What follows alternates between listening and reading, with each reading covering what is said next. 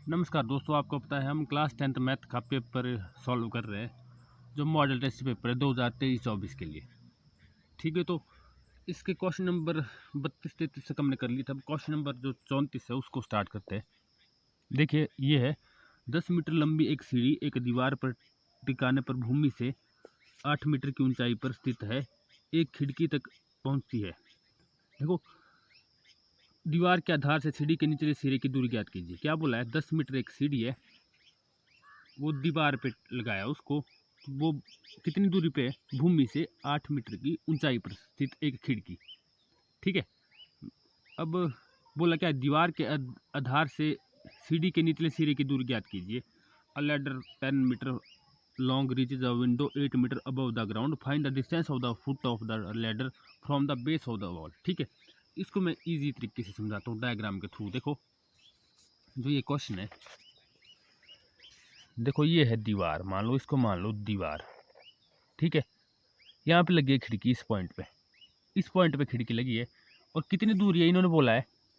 देखो, देखो सीढ़ी दीवार पर टिकाने पर भूमि से 8 मीटर की ऊंचाई पर स्थित एक खिड़की तक पहुंचती है। देखो, ये है खिड़की, कितनी ऊंचाई पे है?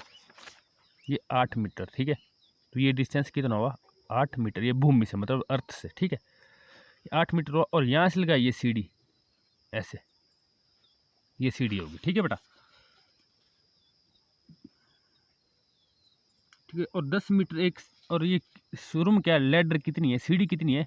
10 मीटर, 10 मीटर है। ठीक है, ये 10 मीटर है बेटा, 10 मीटर लैडर है, तो ये कितनी हो जाएगी यहाँ पे? ये हो जाएगी 10 मीटर लैडर। ठीक है, और हमारे को क्या फाइंड करना है? फाइंड करने को बोला है, find the distance of the foot of the ladder from the base of the wall. हमारे को ये डिस्टेंस फाइंड करना है, फुट ऑफ लैडर मतलब सीढ़ी कहाँ पे? यहाँ पे ना, देखो सीढ़ी का फुट कहाँ होगा? यहाँ पे, जहाँ से लगी है ऊपर को, और जो दीवार का बेस है, दीवार का फुट है, तो वो यहाँ पे। ठीक है, ये डिस्टेंस फाइंड करना है हमारे को। तो इजी क्वेश्चन, बहुत इजी क्वेश्चन है। तो क्लास 8th से आप 7th से आप पाइथागोरस थ्योरम पढ़ रहे हैं, तो इसको मान लीजिए। यहाँ पे देखो, ये हो गया ए, ये इसको मान लो बी, इसको मान लो सी। कुछ मान सकते हो आप, ए सी बी, ऐसे तो बोला नहीं कहीं कि किस पॉइंट को सी मानो, जैसे पहले क्वेश्चन में था। ठीक है, तो अब देखते हैं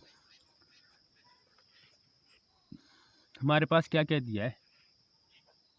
ए सी दिया है 10 मीटर, और ए बी दिया है 8 मीटर बाय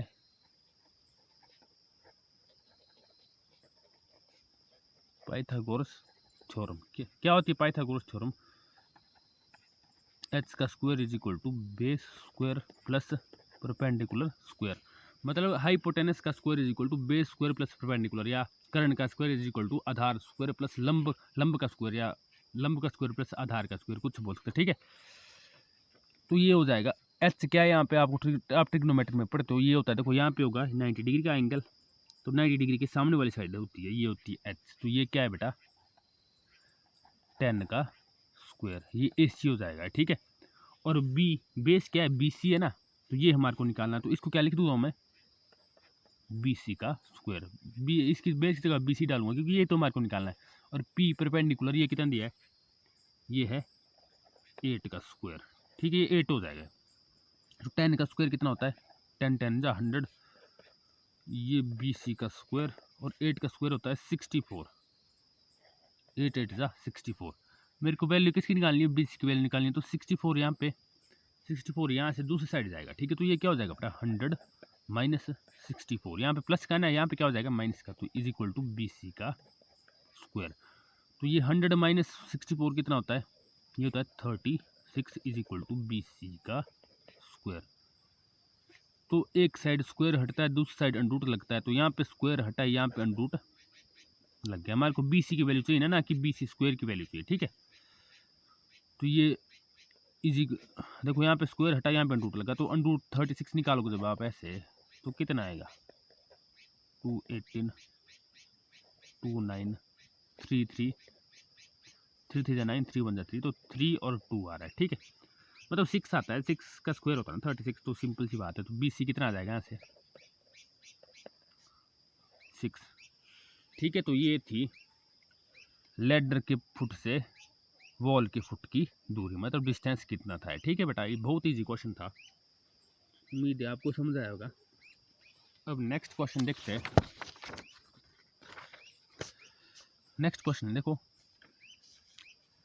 एक एपी में 50 पद है, तीसरा पद 12 है तथा अंतिम पद 106 है। 29वां पद ज्ञात कीजिए। देखो, an AP consist of 50 term of which third term is 12 and the last term is 106, ठीक है।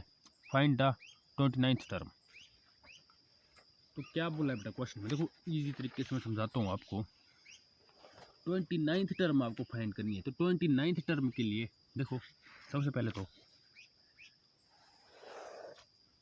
देखो A29 फाइंड करना है आपको, समझ लो बात। तो फॉर्मूला कौन सा लगेगा, वही लगेगा A + n-1D, यही वाला फॉर्मूला लगेगा, इसी से ये फाइंड होगा। तो ये इसके लिए इसमें देखो क्या हो जाएगा यहाँ पे, तो 29 की जगह क्या है, n की जगह n कितना है यहाँ पे, जब आपको 29th टर्म फाइंड करनी है तो n कितना होगा आपका 29। देखो मान लो ये एपी, यहाँ पे देखो मैं एपी लिखता हूँ, 1 2 4 6 8 10, ये एपी है। अगर मेरे को थर्ड टर्म फाइंड करनी है, थर्ड टर्म, तो ए एन, इस केस में क्या होगा, वैसे तो ए एन हम लास्ट टर्म भी लेते हैं, को बोलते हैं, पर जरूरी नहीं होता लास्ट टर्म, जिस टर्म की बात कर रहे हैं वो होता है एक्चुअल में ए एन, ठीक है। तो अगर हम थर्ड टर्म निकालनी हो मेरे को, तो यहाँ पे ए एन की जगह क्या आ जाएगा 3, ठीक है। तो थर्ड टर्म निकालनी है ना मेरे को, तो एन कितना आएगा बेटा 3 आएगा। तो देखो ए प्लस, तो देखो ए + n-1D लिखा है ना, ए कितना है 2 प्लस देखो 3 कितना है, सॉरी एन कितना है 3 -1, डी कितना है इसमें 2, ठीक है। तो 2 3 - 2 कितना होता है, ये 2 हो गया, 2 × 2 कितना होता है 4। तो 2 देखो ये हुआ नहीं है क्या, थोड़ी गड़बड़ होगी। अब आप ये देखो कि ये थर्ड टर्म निकालनी हो तो क्या लिखूंगा, मेरा एन कितना हो जाएगा 3 और वो 6 नहीं निकलेगा, वही फॉर्मूला यूज़ करेंगे हम ए एन वाला, ठीक है। इसमें टाइम वेस्ट हो रहा थोड़ा। अब देखो ये निकालना है आपको 29, तो आपको एन कितना हो गया यहाँ पे, एन तो 29 हो जाएगा, पर आपको क्या चाहिए बेटा, ए चाहिए, डी चाहिए, आपको दिए नहीं है, ठीक है। तो ये निकालने पड़ेंगे पहले। ये कैसे निकालेंगे हम, देखो जो हमारे को दिया ना, एक एपी में कितने पद है, इसमें बोला है 50 टर्म, 50 टर्म है इसमें, ठीक है। मतलब लास्ट टर्म है, उसमें ए एन मान सकते हैं आप, कितना है 50। ए एन जब 50 है तो एन कितना हुआ, नहीं सॉरी, इसमें बोला है जो इसमें 50 टर्म है, तो इसमें क्या बोला है कि थर्ड टर्म है 12। तो देखो सबसे पहले इसको लिखता हूँ मैं, थर्ड टर्म को, ये क्या हो जाएगा A3 = 12, ये दिया है बेटा, ठीक है। तो A3 की जगह मैं क्या लिख सकता हूँ बेटा, A + 3 - 1D, वो वाला फॉर्मूला लगा है, AN = A + n-1D ना। तो A3 की जगह पे A + 3 - 1D, क्योंकि 3 क्या है यहाँ पे, थर्ड टर्म की बात कर रहा हूँ ना मैं, A3, ठीक है। तो n कितना हुआ 3, ये कितना आ गया, ये कितना है 12 दिया हुआ। तो A + 3 - 1 कितना होता है 2, D = 12। ये कौन सी इक्वेशन, इसको मान लो फर्स्ट, ठीक है। अब एक बात बोला है इन्होंने कि लास्ट टर्म इज 106, कितना बोला है, देखो यहाँ पे ध्यान दीजिए, देखो लास्ट टर्म इज 106, तो लास्ट टर्म 106 है और टोटल टर्म कितनी है इसमें 50 टर्म है। तो इसका मतलब है कि A50 है, जो देखो A50 टोटल टर्म कितनी है बेटा 50 है ना।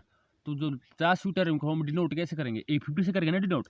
A50 वो कितना दिया है, और साथ में बोला है इन्होंने कि जो लास्ट टर्म है वो 106 है और टोटल टर्म कितनी है 50 टर्म। तो एन कितना हुआ, अगर 50 टर्म की बात करूँ मैं तो कितना हुआ एन 50 होगा इसमें, ठीक है। तो इसमें भी मैं वैसे फॉर्मूला यूज़ करूँगा। देखो जैसे A3 = 12 था ना, तो A50 कितना है 106, तो A + 50 - 1D = 106, ठीक है।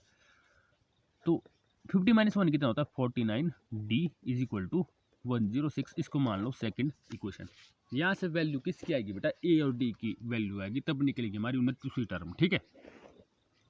तो ए और बी को मैं बाय एलिमिनेशन मेथड क्या करूँगा, add, on adding one and, sorry add नहीं करेंगे हम, सब्ट्रैक्ट करेंगे, तब होगा ए माइनस ए हो जाएगा तब, ठीक है। ऑन सब्ट्रैक्टिंग 1 and 2, या सीधा लिख दो 2 - 1 कर लो, चाहे 1 - 2 कर लो, ठीक है। तो 2 - 1 किया जाए तो फर्स्ट इक्वेशन लिखूंगा मैं a + 49d = 106। Sorry, second equation लिखी मैंने a + 49d = 106। अब उसके बाद लिखूंगा फर्स्ट इक्वेशन a + 2d = 12, ठीक है। तो माइनस कर रहे हो आप,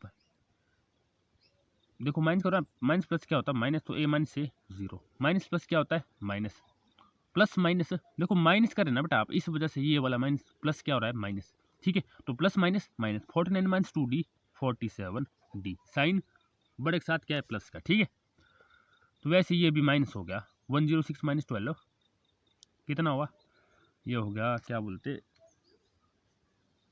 90, ये कितना हो गया 94 हो गया, ठीक है 94। यहाँ से d कितना आ जाएगा, d = 94 डिवाइड बाय 47, 47 यहाँ पे मल्टीप्लाई, दूसरी साइड क्या होगा डिवाइड, तो 47 2 होता है 94, ठीक है। तो d = 2। अब d की वैल्यू 2 हमें किसी भी इक्वेशन में पुट कर सकता हूँ, 1 में पुट करो चाहे सेकंड में पुट करो, ठीक है। तो आपका आंसर आ जाएगा, तो 1 में पुट करते हैं, थोड़ी छोटी है, ऑन मतलब वो a आ जाएगा इससे, on putting the value of d = 2 in equation 1। जब इक्वेशन 1 में पुट की d की वैल्यू 2, तो क्या आ जाएगा, देखो इक्वेशन 1 क्या है मेरी, ये देखिए यहाँ पे a + 2d है ना, तो d की जगह क्या आएगा 2 = देखो ये है ना a + 2d = 12, ये आएगा 12, ठीक है। 2 2 ज़ा 4, a + 4 = 12, तो a = 12 - 4, 4 यहाँ पे प्लस का, दूसरी साइड क्या होगा माइनस, 12 - 4 कितना होता है 8, तो a = 12 और d = 2, ठीक है।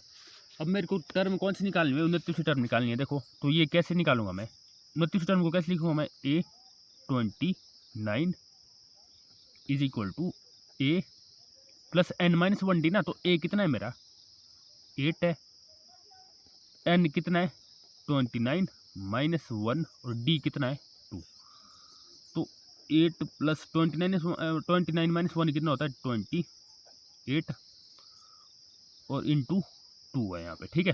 तो ये सॉल्व करूँगा मैं, तो क्या आ जाएगा मेरा 8 + 28 2 ज़ा कितना होता है बेटा, 28 2 ज़ा कितना होता है, ये होता है 56, तो 56 + 8 कितना आ गया 64, तो 829 कितना आ गया मेरा 64 आंसर, ठीक है।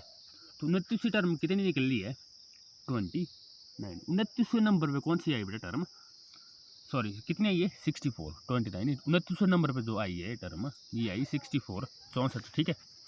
तो ये था इसका सोल्यूशन, अच्छा क्वेश्चन है, समझे इसको कॉन्सेप्ट को, कहाँ पे कौन सा फॉर्मूला यूज किया और क्यों किया, ठीक है। तो ये क्वेश्चन हो गया खत्म। अब नेक्स्ट देखते हैं, ये है 2 टेंजेंट 30 अपॉन 1 - टेंजेंट स्क्वायर 30 की वैल्यू फाइंड करनी है, ठीक है। तो इसको करूँगा मैं, देखो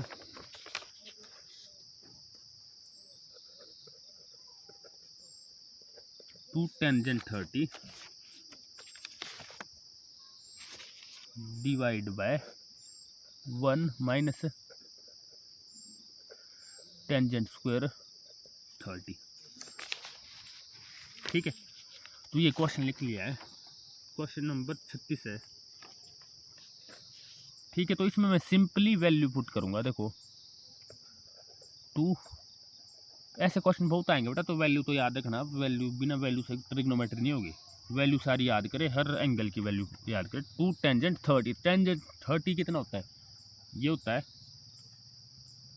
1 सॉरी ये थोड़ा गलत हो गया, देखो 2 टेंजेंट 30 कितना हो, टेंजेंट 30 की जगह क्या आ जाएगी, इसकी वैल्यू कितनी है, इसकी वैल्यू बेटा 1/√3 होती ना, तो ये क्या आएगा 1/√3 डिवाइड बाय 1 - टेंजेंट स्क्वायर 30 कितना होता है, टेंजेंट 30 यहाँ पे कितना आएगा ये भी 1/√3 आएगा ना, पर ऊपर क्या लगा है, स्क्वायर लगा है इसके साथ, ठीक है। तो 1/√3 का स्क्वायर, तो ये कितना आ जाएगा, 2 इंटू 1 कितना होता है 2, देखो 2 इंटू 1 कितना होता है 2/√3 डिवाइड बाय 1 माइनस 1 का स्क्वायर कितना होता है 1/√3 का स्क्वायर कितना होता है, जब अंडरूट का स्क्वायर लिया जाता है तो वो स्क्वायर हट जाता है, कितना हुआ 3, ठीक है। तो इस चीज़ का हमारे को क्या लेना पड़ेगा बेटा, एलसीएम लेना पड़ेगा, ये फ्रैक्शन है नीचे, ठीक है। तो इसका जब मैं एलसीएम लूँगा, देखो यहाँ पे ध्यान दो, 2/3 लिख दिया, सेम अपॉन लगा दिया, नीचे देखो इसका एलसीएम कितना आएगा 3, ठीक है। 1 से 3 को डिवाइड किया कितना आया 3, 3 इंटू जो 3 इंटू 1 कितना हुआ 3, 3 से 3 को डिवाइड किया कितना आया 1, 1 इंटू 1 1, ठीक है। इससे करते हैं इसको डिवाइड, 1 से 3 को डिवाइड किया ना कितना आया बेटा 3 आया, आपके 3 आया, देखो डिवाइड करके 1 3 जा 3, 3 आ, 3 कहाँ होता है मल्टीप्लाई ऊपर न्यूमरेटर में, यानी 1 में, 3 1 जा 3, अब 3 से 3 को डिवाइड किया 1 आया, 1 कहाँ होता है मल्टीप्लाई ऊपर न्यूमरेटर में, 1 इंटू 1 1, ठीक है। तो क्या आया 2/3 डिवाइड बाय 3 माइनस 1 कितना होता है 2, ठीक है, डिवाइड बाय 3 पहले ये, ठीक है, जो एलसीएम आया हमारा। तो ये 2/3 ये क्या हो जाता है, देखो अपॉन में ये ना, देखो अपॉन का ये अपॉन ये क्या होगा रेसिप्रोकल हो जाता है। तो वैसी सिचुएशन है जो आपको पता होना कि रेसिप्रोकल होता है, ठीक है, मतलब उल्टा हो जाता है, ये लास्ट वाली चीज़ ऊपर चली जाती है, मल्टीप्लाई में होगी ना, देखो तो ये जो लास्ट में ये ऊपर मल्टीप्लाई हो जाता है 3/2 हो जाएगा, उल्टा हो जाता है, देखो 3 ऊपर चला जाएगा 2 नीचे आ जाएगा, ठीक है। तो 2 से 2 कट, 3 से 3 कट, कितना है आंसर 1, ठीक है। तो इसका आंसर है 1। उम्मीद है आपको क्वेश्चन ये समझ आए होंगे, तीनों क्वेश्चन, ठीक है। इसके बाद करेंगे हम जो 4 मार्क्स वाले क्वेश्चन है, क्वेश्चन नंबर 37 है। तो 36 से कंप्लीट हो गए, फिर भी आपको कोई डाउट है तो आपने सारे क्वेश्चन पूछ सकते हो, आप दोबारा करवा सकता हूँ मैं, ठीक है। अगर समझ नहीं आ रहा है तो आप पर्सनली भी मेरे से कांटेक्ट कर सकते हो, मेरा नंबर आपको मिल जाएगा डिस्क्रिप्शन में, ठीक है। Thank you.